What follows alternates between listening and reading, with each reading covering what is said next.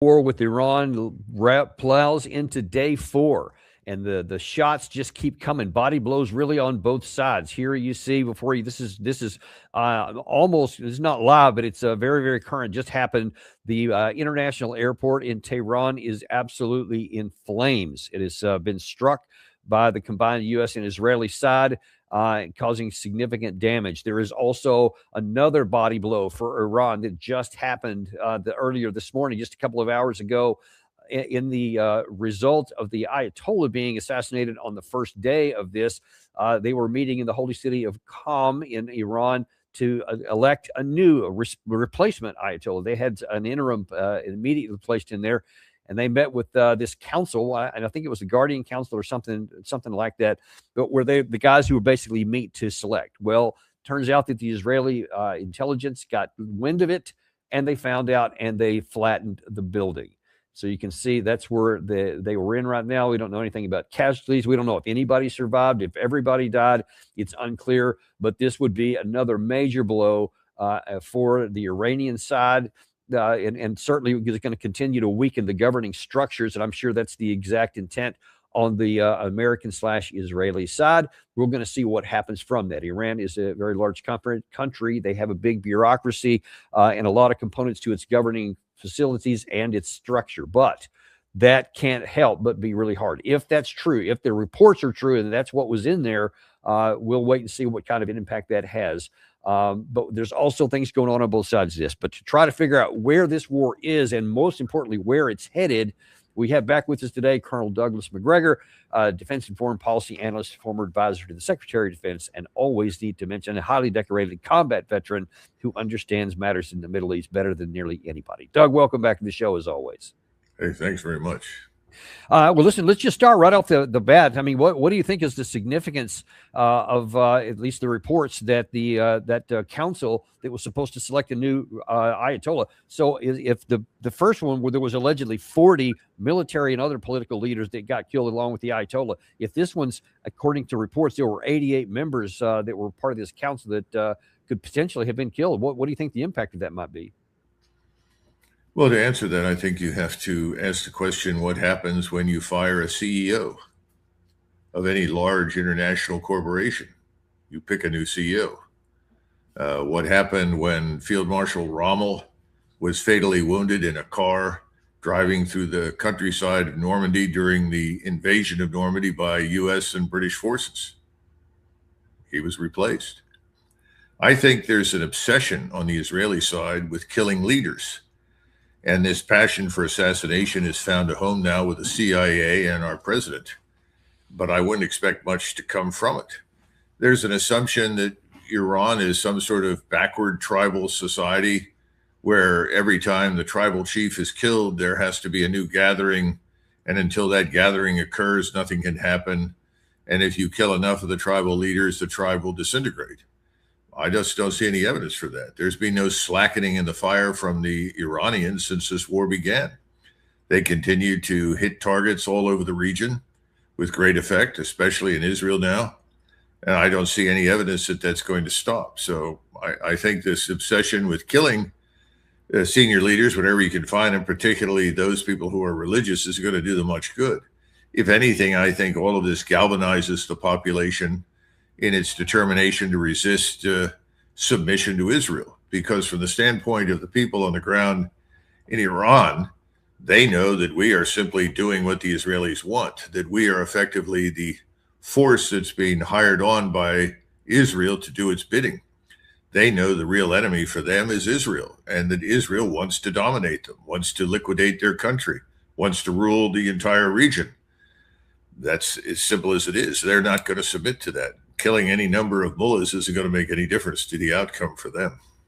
And what do you think, Doug, about those elements that have, for decades, inside of Iran, have been very unhappy with the mullah leadership and the Ayatollah and the rules that they have? And there have been periodically protests that had to be put down, et cetera. And so there's definitely some constituencies within Iran that that wanted to get rid of the Ayatollah.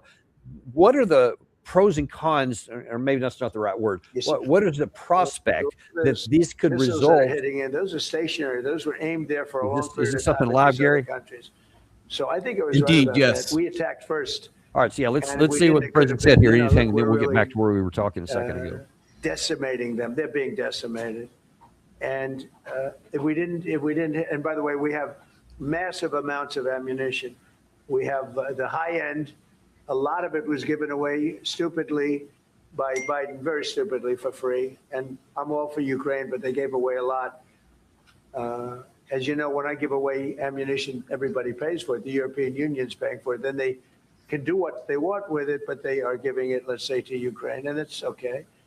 But we gave away a lot of high end, but we have plenty. But we have unlimited middle and upper ammunition, which is really what we're using in this war. And we have really an unlimited supply. We also have a lot of the very high end stored in different countries throughout the world. With this, we're literally storing it there, which is actually something that I insisted on in my first term. I rebuilt the military in my first term. The military is great. Unbelievable amount of ammunition, or munitions, as they say, we're giving away to, the Wall Street Journal incorrectly covered the story when they said that it was given away to the Middle East. Not to the Middle East, it was given away to Ukraine. Very little was given to the Middle East. Middle East would buy a lot, and some of the nations, because they're rich, they have a lot, but it was given away to Ukraine. And it just should have been done. Look, it's a war that should have never happened. If I were president, that war would have never happened. But we have a tremendous amount of munitions, ammunition at the upper level, middle and upper level, all of which is really powerful stuff. Yeah, well, let's take a look at that, because he's addressing. There's two things that we were going to talk about. One of them we'll get to in a minute, but the second one, I'm glad he brought that up, and it's great timing on that, Gary. Is that there's this claim that, hey, we got to hurry up. We only have a couple of weeks. And I think you even mentioned you thought we had maybe a couple of weeks from like 2 or 3 weeks ago, that if we started this, we'd only have a couple of weeks at high intensity with these offensive, especially interceptor missiles, and we would have to get a resolution or we'd be in trouble. That's been reported in the Wall Street Journal, the New York Times, the Washington Post. Several people have been talking about that. Apparently, General Kane, the chairman of the Joint Chiefs of Staff, also warned about some of the risk if we go into. But now then here, President Trump yesterday and again live today says, yeah, you know what? Don't worry about that. I got plenty of ammunition. In fact, some categories are unlimited. What do you make of that? Always keep in mind that President Trump, whatever else he may claim to be, is a marketing genius. He's someone who rose to prominence and became a billionaire because he's very good at marketing himself and whatever the product is that he's selling. And that's what he's doing in the Oval Office right now. Everyone I've talked to has said exactly what you just repeated. There is no evidence for the limitless supply of high-end missiles that he's talking about. But he can say it, and he will say it, because he's trying to sell a war. He's trying to convince everyone that we are winning and that we are going to win, although he's never really defined very clearly what that means. What we're implying from his remarks is that a win means the elimination of the Iranian government and its replacement with a puppet that Israel and the United States are comfortable with. I don't see much evidence that that's going to happen. And I don't see any evidence that his aspiration is going to be fulfilled. He's also, within the last couple of days, said that he's interviewing candidates for leadership in Iran. And some of them are, in his words, really good people. And this is in anticipation of him installing these puppets once this war ends, which he is making it sound like it's imminent. War is going to end. Somebody else put something out last night on X, and of course you got to remember, X will put up with anything you put on it, who said Iran is on the verge of capitulation. This is all nonsense. And this is all marketing. And this is to boost support for something that a lot of people are asking questions about. So no, it's just forget it. Here's a little note for everybody. I've been receiving information from on the other side in Department of the Navy and others that are saying our destroyers at sea, these are the Aegis class destroyers, have fired remarkably small numbers of missiles. In fact, very few have fired missiles at all. Now, these are the standard missiles. They're designed as part of the Aegis system to shoot down incoming ballistic missiles. They also have strike missiles that they can fire to land on targets on land, and they haven't fired any Sea Sparrows. And I asked, well, this is very odd. Why is that the case? Because people are being told to guard their inventory carefully, to manage what they shoot, because we don't have inexhaustible supplies. And remember, you've got to go back to port somewhere to reload. Where do you go? Well, we've lost all the ports in the region that we normally use, which means in the Med, you've got to go back to Europe. Or in the Indian Ocean, we're talking about falling back on Indian ports where we can do it. And the Indian ports are not really ideally designed for the purpose, but that's where we're talking about going. So it's back to logistics. The logistics is a nightmare. And the logistics continues to plague us. And I don't see any evidence at all that that's going to end. You know, it's interesting. He was said there, his oft-repeated comment about, you know, here's the peace president. The guys are going to end all these wars. That the Ukraine-Russia war would never have started if he'd been elected back in the 2020 election. But now here he is. He has just chosen to start a war. I mean, do you? It's probably a rhetorical question, but do you think he gets the juxtaposition of his own words that he just said this war wouldn't have started if he'd been in office, and now he is office and he has chosen to start this one? Wherever Trump is the center of the universe. Whatever Trump does is an enormous success. Whatever Trump says is brilliant. That's the Trump brand. That's marketing. Has no connection to reality. And his remarks have no connection to reality. How many times do we have to listen to this man say, I rebuilt the American military in my first term? What are you, nuts? That's absurd. Nothing could be further from the truth. You know, you try to tell people it takes 10 years to build a new army. That is an army that's designed to fight in the future, not the past. It takes 20 years or more to replace a fleet of ships. It takes a long time to build ships. It takes a long time to crew them and train them and put to sea. It takes a long time to replace pilots when they retire. That's why they ask pilots to come back in emergencies, because we don't have enough. This is all nonsense. But most Americans don't know as much about the military as you and I do. Most Americans have no one inside the military telling them anything. You know, I've got one nephew in the Army and another nephew in the Navy. The naval officer is is flying in the Mediterranean right now. So, you know, we have some connection to reality. We know what war means. He has no idea what the word war means. We're just at the beginning of a very long and desperate contest. And the thing that he continues to ignore is, look, oh, that's a great cartoon. That's perfect. What he continues to ignore is that Iran's principal mission is to survive. That's how they win. They survive. They do not disintegrate. They do not fall apart. They continue to resist. What's the definition of winning for us? Well, we have to be seen as having conquered the enemy, of having brought him to his knees. Now, who is likely to succeed? We, 6,000 to 7,000 miles away, are going to bring this country to its knees so that President Trump can arrive like Douglas MacArthur did in Tokyo at the end of World War II? No, it's not going to happen. It's fantasy. Yeah, and that leads to part of the other problem here. I mentioned at the outset that there was, first of all, are we going to run out of missiles? You've addressed that. That still remains very much a concern, regardless of what he just said. The president did there, but then there's also this issue of why we started. Now, he came in as the peace president and all this, and he said that, you know, this war wouldn't have started without me, but now he started one. So now they got to justify why it is. You said this was all about selling and marketing, and that's what is going on. Well, there's another effort concurrent with this one as to why we launched. Now, Secretary Rubio, and I'm going to show you this in a minute, kind of started a firestorm yesterday by inadvertently admitting that we weren't even going to go start this war, but that the Israelis were, and that we, quote, had to go and fight with them. Otherwise, we'd have been hit anyway. So he admitted that this was forced by the Israelis. Well, that started a firestorm even among the MAGA supporters of the Trump, much less his political opponents. And now that they seem to be going out of their way to try to say, no, no, no, that wasn't really the case. We did this because of our national security. So Steve Witkoff was on Fox News last night and tried to lay a bunch of platforms down, but they're kind of hollow. I know you're shocked about that, and I'm going to show you why some of them. Here is the first one where he's claiming that actually we were forced into this by those bad negotiators from Iran. They thought they could strong arm us.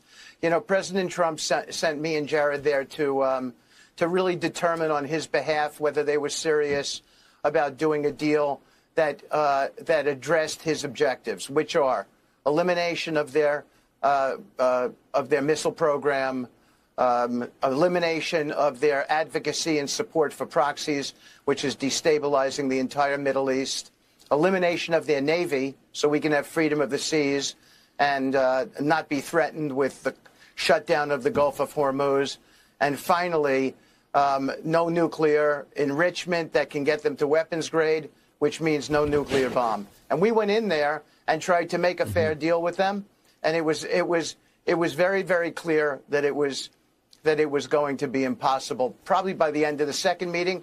But we then went back for the third meeting just to give it the last college try. And of course, they thought they wanted us to report positivity.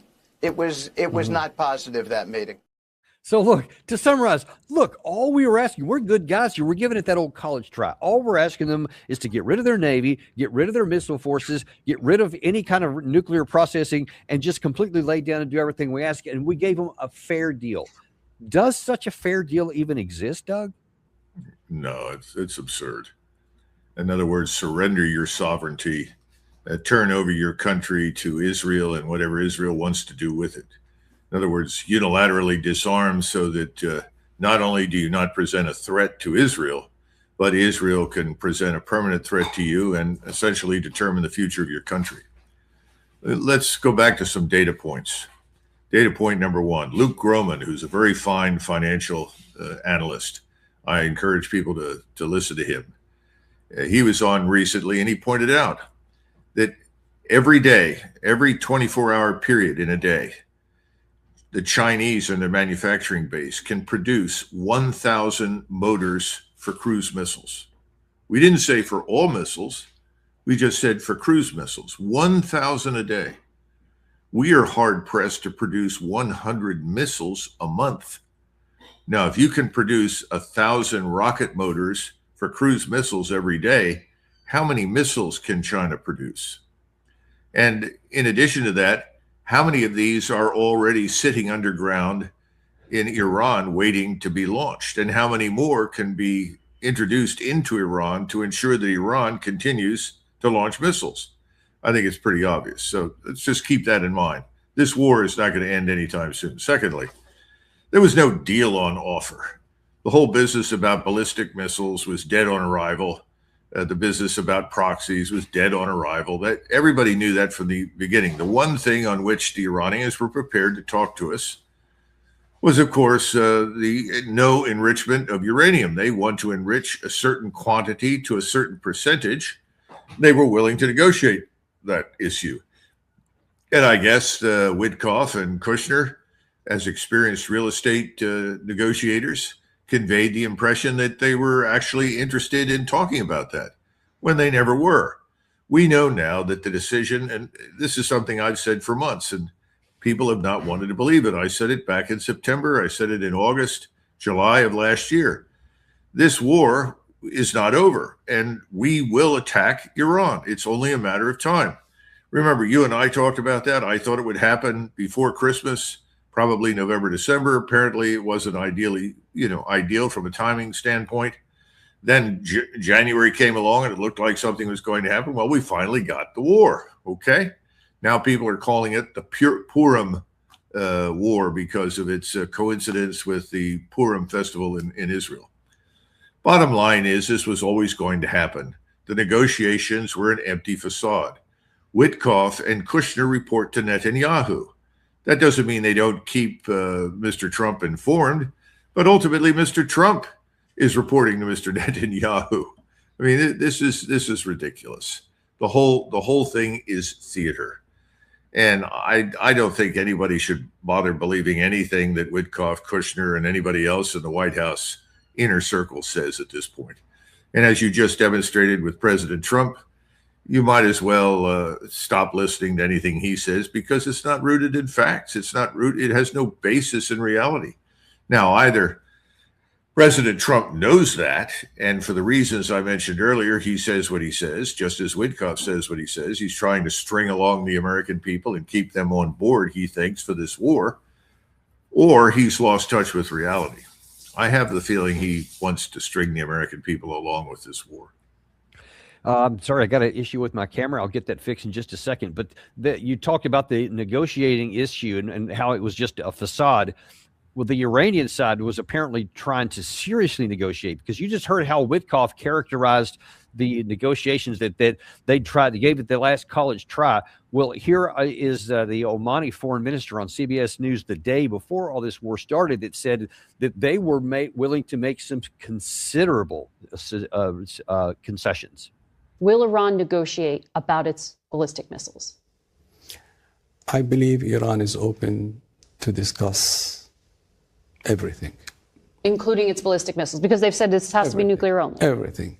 But that has to take its proper context, its proper course, a proper framework. Now, the priority number one is to get this nuclear issue resolved. So what does this do to our credibility as a nation? And whether you're talking about something with Russia, something in the future about China, anybody else, that we clearly don't have any kind of serious negotiations, even when the other side is willing to concede. It was just a front to just buy its time until we're ready to launch offensively. Yes, it was always a lie. And I think the Russians have learned this lesson the hard way. I think the Chinese were probably a little more adroit and certainly more sensitive to reality. I don't think they're fooled in any way, shape, or form by anything that comes out of Washington. So to answer your question, I don't think we have credibility of any kind. And this didn't just begin with President Trump. This started under Biden.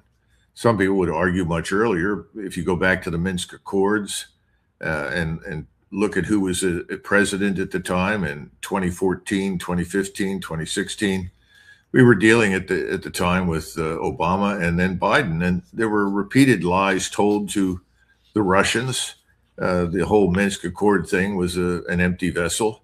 We lied to the Russians during, before, and after the start of the war in Ukraine. So I think we have no credibility at all. People are polite to us, and I think they tolerate us to some extent, largely because we have nuclear weapons and because people still are hoping against hope that someone will end up in the White House who actually represents the interests of the American people. Because most people in the world who meet Americans and deal with them at all tend to have a positive picture of them and think that, yes, we could get along with the Americans. The problem is their government, that is the American government, doesn't reflect the interests or the inclinations of the American people. We all thought that that would change with President Trump. We now know nothing has changed at all. Oops, sorry about that. Have a malfunction with my camera. Got a little bit different one there, so we got to back up. So fortunately, we can keep going on here. Moving back to the Witkoff situation with his comments to try and paint this picture of why we can actually, succeed here, why this war was necessary. Then he goes back to the nuclear thing. So remember, first it was the nuclear thing. Then it was actually the long-range missiles. Actually, no, before it was those protesters. Those darn protesters are being killed, and we have to go help them out. Then it got back to the nuke again, and then it got back to the long-range missiles. And then it's like, no, really, it's the nuclear thing. That's what it's going to be. So we're all over the map on that, even what we're claiming. Well, Witkoff said he's trying to make the case now that it will actually, all along, it really was the nuclear thing. And in fact, during our negotiations, those darn negotiators had the audacity to have no shame to admit that they had reprocessed capacity, that they could make a bomb if they wanted to. In that first meeting, both the Iranian negotiators said to us directly, with no shame, that they controlled 460 kilograms of 60%, and they're aware that that could make 11 nuclear bombs, and that was the beginning of their negotiating stance. So they were proud of it. They were proud that they had evaded all sorts of oversight protocols to get to a place where they could deliver 11 nuclear bombs. Okay, so that's what he apparently shocked that he learned just a few days ago. But if he'd been watching the Daniel Davis deep dive in July of last year, we had Ted Postal say exactly that capability then. How then do you get 10 nuclear bombs from 408 kilograms of 60% uranium? Well, all you need is 37.5 kilograms of uranium hexafluoride to convert to metal. Divide 408 kilograms of uranium hexafluoride, you get a number like 10 or 11. That means you have enough uranium metal, if you convert it, for 10 nuclear bombs. And so how long would it take from the decision? Say they decide if Friday you have morning that they're going to do it. How long would it take before the first one is produced? The first bomb might take you 10 weeks because you want to manufacture the casing and the assembly system, although you may have done that already. So now, as I interpret that, because this has been known. In fact, Ted Postal told us last year. He said, there's a risk that this is, of course, after Operation Midnight Hammer.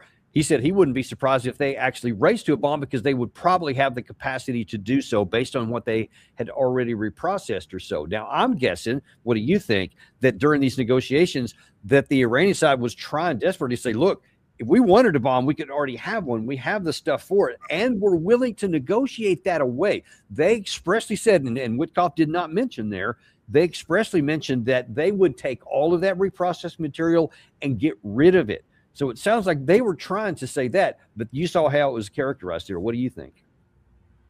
Well, are you expecting a truthful interpretation from Mr. Witkoff? His job is to bring on the war. That's what he and Kushner were all about from the beginning. They are acolytes of Netanyahu and Greater Israel. And President Trump has demonstrated that he is a willing servant of Greater Israel too. So let's not kid ourselves. The idea was to go to war.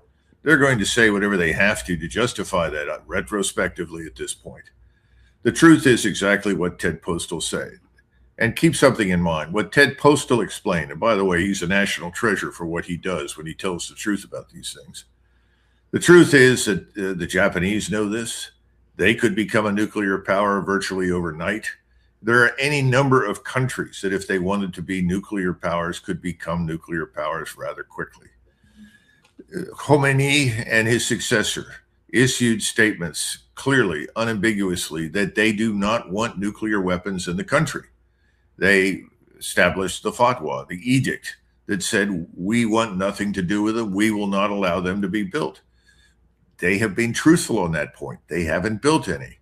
And for the last 30 years, we've listened to Mr. Netanyahu tell us they're 2 weeks from a bomb. They're 10 days from a bomb. Well, they're within range of a bomb, but they always made it clear they didn't want one. Now, I think when this war is over, and I think it'll end badly for us and for Israel, Iran will survive. This is a great civilizational state. They're not going to go out of existence. They'll get a different kind of government from the one that they've had. And I think they're on their way to that. They've been on their way to that for at least the last decade.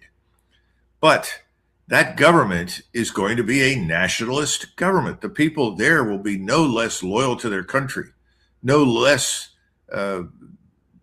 confident in their country's future than the theocrats who have been ruling it since, over the last 47 years. So I just, listening to this nonsense that somehow or another, if you kill enough mullahs, everything is going to change and improve, is just ridiculous. There's no evidence for it. On the contrary, these bombings are causing large numbers of people to die. They are destroying the lives of millions of people in Iran. When this ends, those people are not going to stand up and say, oh, thank you, Mr. Trump. Thank you, Mr. Netanyahu. We're so grateful for the damage that you've done to us. You liberated us. Please come and help us build the future. But all these people must be on hallucinogenics. That's never going to happen. In fact, I would say that the next government that comes to power will probably do everything in its power to very rapidly build nuclear weapons. What we've done with the Israelis and at the behest of Israel is we've guaranteed the proliferation of nuclear weapons by demonstrating once again that if you want to be secure, if you want to live in a country that the United States and Israel can't threaten, a country they can't infiltrate, a country they cannot disrupt, then you probably ought to invest in nuclear weapons.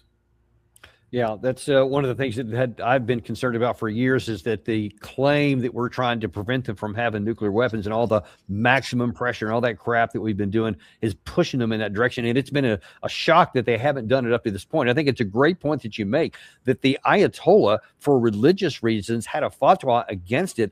But with him out of the way, and if you take out the theocratic folks and you bring in a secular person, they may not have that prohibition. They may come to the exact calculation that you did, and we may move down that road. One other thing that I want to talk about from that Witkoff interview here, which I think is really illustrates a separate problem that we have, and I'd like you to look at this kind of beyond this current war that's going on, and that is in our international credibility across the board, not just with negotiations. In this comment here, Witkoff is going to demean the Iranian side for saying that they had the right to reprocess nuclear reprocess nuclear capacity for power and research, which they have under the NPT, the Non-Proliferation Treaty they signed and we signed. Within that, they had the right to do it. Watch what he says in a result of that. Just to give you a little bit of a taste for how these three days of negotiations went, 3 separate times, Jared and I opened up with the Iranian negotiators telling us they had the inalienable right to enrich all their nuclear fuel that they possessed. That's how they opened up. We, of course, responded that the president feels we have the inalienable right to stop you dead in your tracks. They then went on to say that beyond the inalienable right to enrich, that was going to be their starting point. And Jared and I just sort of looked at ourselves flummoxed and said, well, we're really in for it now. Yeah, I'm there. He's admitted, yeah, that the war is on there. But on the NPT treaty that we signed and ratified, they do have that right. And he just said, no, you don't, because we say you don't. And we have the right to attack you, which we don't. This sets us up, to me, as being someone who acknowledges no international treaties, whether it's an executive order, whether it's a Senate passed treaty. We are going to do whatever we want, and we'll deny you no matter what treaties you have signed. What danger does that have for us going forward? Well, the Israeli state has demonstrated that it has the inalienable right to kill or expel millions of Palestinians from their homes in Gaza and presumably also in the West Bank. That's their sovereign right to execute that. Now, I suppose they do, but they're only doing it because we support the system in that process. So, it works both ways. First of all, you're 100% right about the NPT, the Non-Proliferation Treaty. That's very clear. They do have the right to enrich uranium. And there are limits, and they've respected those, contrary to what the Israelis and their agents in the United States continue to insist.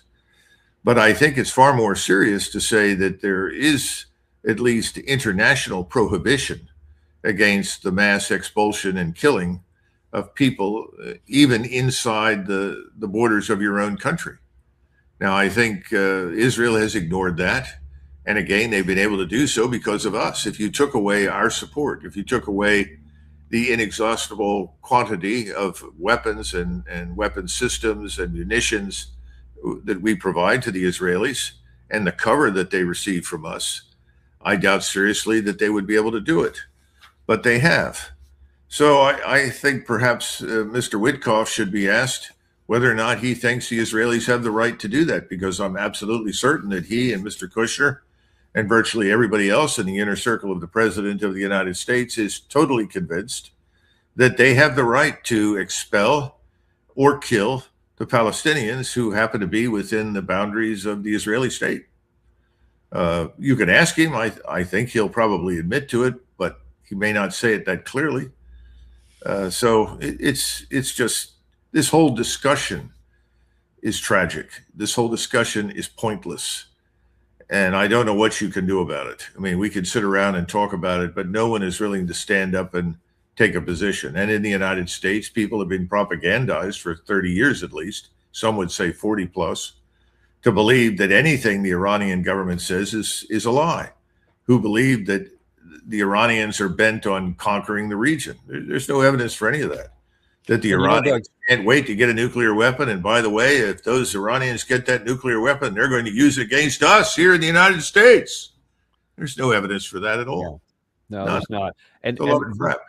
There is a consequence to this. Gary's showing you right now. This is image from Tel Aviv. I showed you at the top of this that the international airport in Tehran was under fire, that they are getting pummeled up there, that there was a building where their leaders had been hit. This is Tel Aviv. He was showing you just a minute ago Jerusalem. So there are some real consequences to this right now. For all sides. I mean, we're also taking hits in Bahrain, especially. Some of our troops have already been killed. Who knows what else may have happened so far? There's a news blackout on that. But these things are a consequence. This is day 4, and there is no evidence that the Iranian side is anywhere near exhausted in their missile supplies or their political will to continue fighting. So we can imagine there's going to continue to be some of these. Now, one other person who is engaged in this whole process of trying to justify the war is Benjamin Netanyahu. Now, in this piece I'm going to show you here, pay careful attention. This is not just that he said we had to launch it now for the reasons that Witkoff was trying to claim, but Netanyahu claims that this was actually Trump's idea from back even before he got inaugurated. They absolutely are clinging to their ability to build out a nuclear weapons program. And the president, as he said, he wanted a peace deal, gave them every opportunity for peace, like they did before Operation Midnight Hammer. And they steadfastly refused. Or before he was inaugurated the second time. And we met in Mar-a-Lago. And the first thing that Donald Trump said to me, he said, you know, we have to prevent Iran from getting nukes. As simple as that. He said that because he saw that as a clear and present danger to the security and well-being of the United States. To have a regime like that, so fanatic, that it just defines itself by destroying America, exporting revolution, exporting terrorism, exporting the worst Islamist fanaticism that attacks Arabs, attacks Israelis, attacks Americans, attacks everyone in sight. Now, I'm telling you, Doug, it pains me to actually make this statement or ask this rhetorical question. But when you're talking about who is what was the phrase he used, this fanatic regime, and who is it that wants death and destruction? Since, let's say in the last, I don't know, I'm just going to pick a number out of thin air, the last 14 months, which 2 nations on earth have attacked more countries than any other 2 countries on earth? And spoiler alert, it's not Iran. Well, it sounds like a trick question, and I don't answer trick questions. I'm sorry. Now, look, we know that we and the Israelis have been engaged in constantly disrupting and meddling in other people's business, particularly in the Israeli case, in the affairs of their neighbors. And they justify that on all sorts of grounds. Here's what's really important. Whenever Mr. Netanyahu speaks, whenever his agents in the United States speak, whenever the mainstream media speaks, they are hard-pressed to convince everyone in the United States that nothing has changed in Iran in 47 years. And if you insist that things actually have changed, and Iran today is very different from what it was 10 years ago, 20 years ago, let alone 47 years ago, they say, well, that's not enough. It's not a real democracy. Well, there are a lot of people in the United States who have real questions about this thing called real democracy. When we let people vote who are not citizens, when we don't exercise any controls whatsoever over election integrity, when we don't seem to value American citizenship, it's hard to listen to this sort of nonsense. We should be much more concerned about what's happening in this country. And we need to understand something. We should have learned this. I think we actually have more than we realize. If you're not intervening in someone else's country and you're not provoking them and you're not threatening them the probability of anyone in the world using a nuclear weapon against us is about zero, because they know there's nothing to be gained by it. And secondly, they know if they try to do something like that, they'll end up as a burned out cinder on the highway. We will respond dramatically and decisively. This is crazy. It's why Stalin, who was probably one of the world's greatest criminals, certainly murdered far more people than Hitler ever did. And Stalin said, nuclear weapons are political weapons. They have no military utility. They destroy everything. So there is no purpose in fighting a war. It can only be won with a nuclear weapon. So nuclear weapons are useful for political purpose. It guarantees your territorial integrity, and you can threaten people that don't have nuclear weapons. Stalin was right. And that's what we're doing. We have two nuclear states, Israel and the United States, and we're threatening another state that doesn't have any nuclear weapons. The whole thing is the theater of the absurd. These spokesmen have turned the world upside down, and they are insisting that Israel and Jews worldwide will never be safe until Iran is expunged. And by the way, after we finished expunging Iran for them, they'll undoubtedly want us to do the same to Turks or to Turkey. And then I expect they'll turn us on Pakistan. Now, to be fair, Pakistan has been the incubator of Islamist terrorism in these madrasas, schools that have been funded lavishly by the Saudis. But I'm not sure I'd declare war on Pakistan as a result. This business of we declare war on people that we don't need to, who have not necessarily harmed us directly. It's back to Stalin again. His theory of government was kill the citizen before the citizen has a chance to commit a crime against the state. It was prophylactic justice. So you herd millions of people into camps and kill them. This is insane. And that's essentially the road that Israel's on. Let's kill all of these people, destroy all of these people because they harbor hatred for us, or they're opposed to us, or they're anti-Semitic or something else. This all needs to stop. And we need someone at the helm in the United States who's more balanced and has some sense of understanding of the rest of the world that we live in beyond our borders, and is a stooge for this kind of propaganda. Let me ask you some of the consequences to going down this absurd path that you just described so eloquently. In that, let's take a look at a couple of different factors. First of all, let's take a look at the region.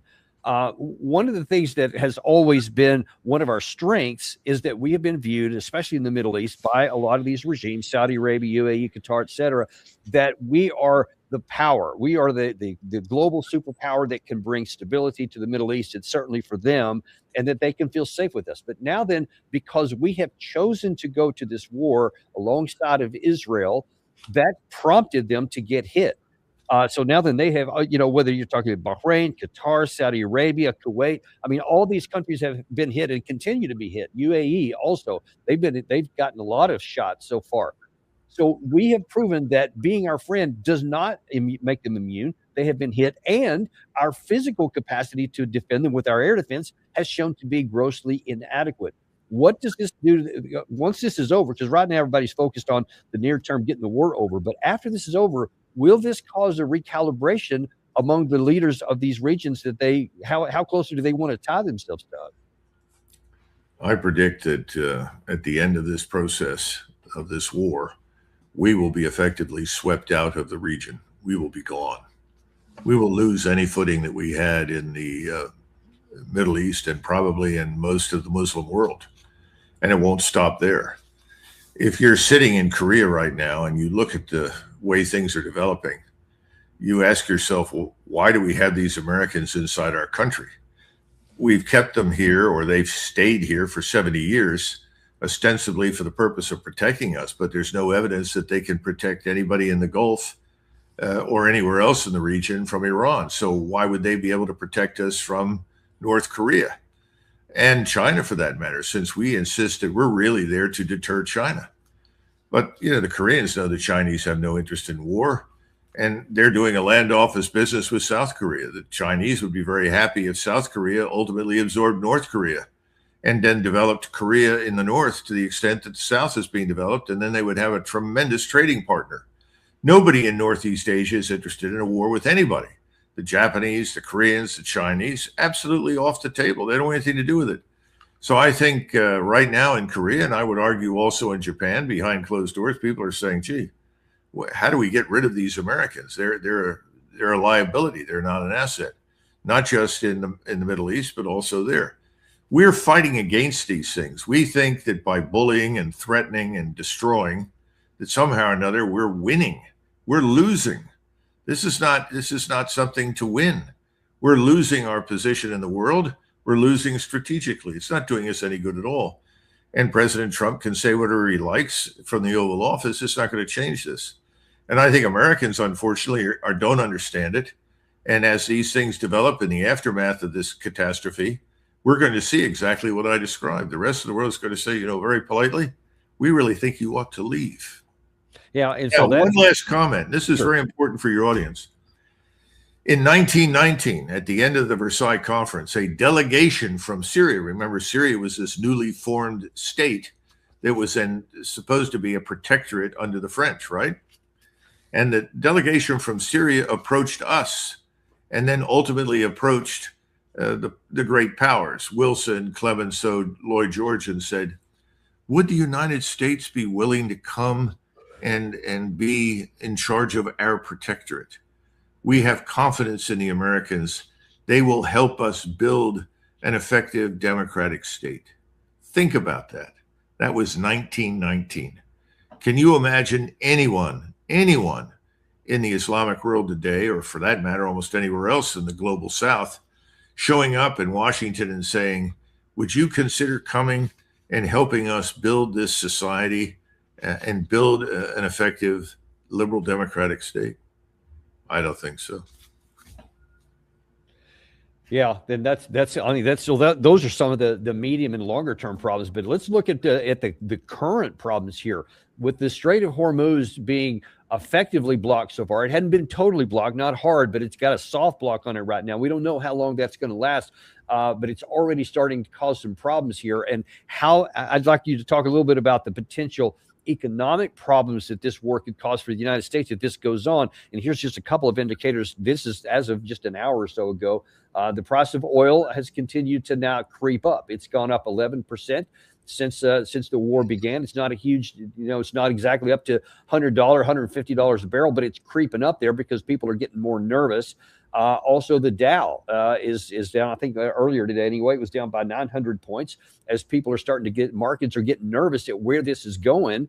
And that's just where it is right now, because you talk about Fox News and really most of the media I've seen out there, they're almost on victory laps already and popping champagne corks and everything else, saying that they're winning here. But if this starts going like physically, you can't hide it anymore. It starts going south. What concerns are you about the economic impact to the West? Well, let's stop and understand that you can't separate the financial economic impact from the larger strategic impact on the United States, too. Japan buys 72% of its oil from the Persian Gulf region. In other words, 72% of Japan's oil comes from the Persian Gulf. 65% of South Korea's oil comes from the Persian Gulf. 50% of India's oil is from the Persian Gulf. 50% of China's oil is from the Persian Gulf. Now, Europe only depends for 18% of its oil from the Gulf, and of course, we, 2%. Now, what has the United States done by unilaterally, not unilaterally, but certainly at the behest of Israel, done by taking on Iran and essentially making it inevitable that the Gulf traffic would be shut down? Well, what have we done to our supposed friends and allies? What about Japan? What about South Korea? India is not an enemy. It's a neutral state, but it's not an enemy. So those are three states that are the cornerstone of the global economy, and we've both sent them into a tailspin. This is going to cost people in those countries horrendous amounts of money. Are they going to be grateful to us for the war that we started and how it ends? I don't think so. And of course, foolish people are saying, well, we've just taken China off the board. Now they're going to suffer, and that's part of the benefit of going to war with Iran. Well, I don't think so. First of all, the Chinese have already turned to the Russians, as have the Indians, as have the South Koreans and the Japanese. And the Russians are doing everything in their power to make up for these shortages. By the way, this is a landslide in terms of wealth and power for the Russians. And I think we were interested for some time in somehow or another punishing the Russians for doing what they've done in Ukraine. Well, this certainly isn't the way to that. I don't think anybody in this administration has sat down and carefully scrutinized the consequences of any of their actions. This started with the tariffs. We tariffed everybody. We've never recovered. Now we're doing this not just to Iran. We're not simply harming Iran. We're harming the substantial backbone of the world economy and people that are supposedly our friends and allies. None of this makes any sense. Now, where's this going? We're going to be north of $100 a barrel, I suspect. It's inevitable. I don't see how we avoid it. And that's understandable because the various insurance firms have already told the tankers, if you go through the straits, we can't insure you. There's no certainty you're going to be able to get through. Thus far, the Iranians have let Chinese tankers through. So I suppose the next step in this is for President Trump to announce that we're going to halt and board Chinese tankers headed to China with oil. We'll see what happens at that point. In other words, how far do you push this, Dan, until you really get the Third World War? Right now, we are in kind of a run-up to the Third World War. I would call it a low-intensity Third World War. But if we push this envelope much further, we'll get the Third World War, and we'll regret the hell out of starting it. Do you think, or better question, how hard would it be for Iran to keep that headline that Gary put up there is just kind of justifies and validates what you were just saying there. The Iran strategy is to expand the war, increase the cost, and then outlast Trump, whether that's with missiles or anything else. Do you think that Iran can outlast us? And meaning that those strikes and those body blows that we talked about at the top of the show are real and continuing on. Can they sustain those shots and spread this out that long? Well, I think body blows have been delivered to all sides. I think that we're finished in the region now. These bases are all destroyed. They're not going to be rebuilt. We're not going to be invited back. I don't know that the Emirates and Saudi Arabia will have the same governments they had today in the future. And the populations in those countries are not blaming Iran for this. They're blaming us. We're the problem. That's the way it's being viewed by the people that live in the region. And the people eventually are going to count. Thus far, the ruling elites in the peninsula have been able to ignore the populations. I don't think that's going to be the case anymore. Now, I don't know that bombing Tehran's airport is a body blow. I think that's unfortunate. But when you see these kinds of things happen, especially when a place like that doesn't necessarily have much military utility, since all the aircraft there are commercial, unless you think you want to destroy the radars, in which case you don't have to destroy the whole airport. But I think what we're beginning to see is frustration on the part of the airmen. Remember, the Air Force has targeteers. They normally have 6 levels, and they study all the potential targets very carefully. And they get guidance that they have to have military utility. And they usually discover that they run out of so-called useful military targets pretty quick. Either they run out of them or they attack them, but without effect. And so then the decision is, well, if we can't affect these targets that we thought were important, let's bomb the airport. Let's bomb the universities. Let's bomb the de-Stalinization plants. On and on and on. That's what I saw happen during the Kosovo air war.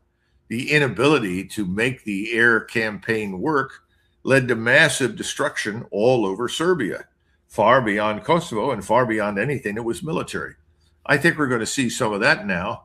And it's interesting that it's already begun this early, especially when you look at the murder or destruction of these 150 plus girls at the school in Iran, although perhaps that was intentional. I have no idea. But it certainly wasn't intentional if we did it, because I know that we avoid those things as much as possible. So, the bottom line is you're going to get to this point where everything is going to become fair game. And that happens because people are frustrated. It's not working. Now, there's one thing we didn't mention that is already being worked on very seriously, and that is that we're trying, along with the Mossad, and of course the CIA is right in there, trying to organize the Kurds that are in Syria and in northern Iraq to persuade them, the MEK and others, to join together in a joint invasion on the ground of northern Iran. Now, this is a very dangerous thing, because if there's one thing that the Iranians and the Turks can agree on 100%, is that they don't particularly care to have an Israeli puppet state called Kurdistan set up at the expense of their specific countries. So at this point in time, I think that's a very dangerous development. And it's the kind of thing that is going to drive the Turks and the Iranians together.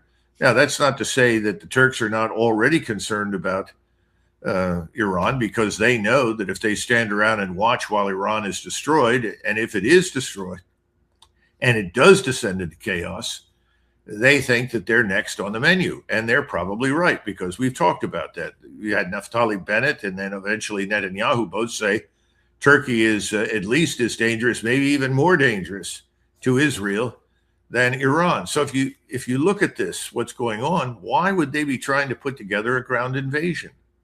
Well, I think it's very obvious, because we can't do it. We can't move those troops. And today is very different from the world that you and I were in 1990.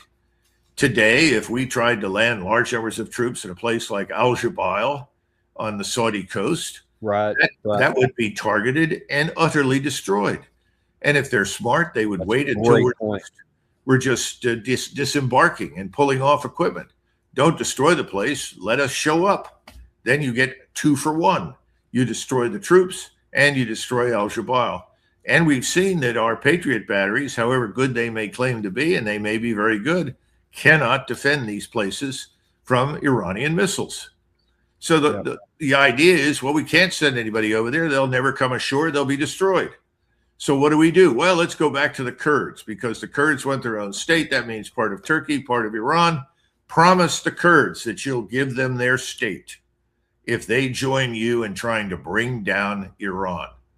And if this materializes, as I think they're trying to make it materialize, I don't think the Turks will just sit on the sidelines and watch. Yeah, I don't think they'll. But there's also there's not enough of them, so I think that's just a desperate thing that's just not going to happen. I'm sorry, I'm going to have to cut it short right there, because I have to actually jump on another TV show here. But I'm really, really grateful to have you on, Doug. You've made so many great points today. Really, really thank you for coming on. Sure. Okay.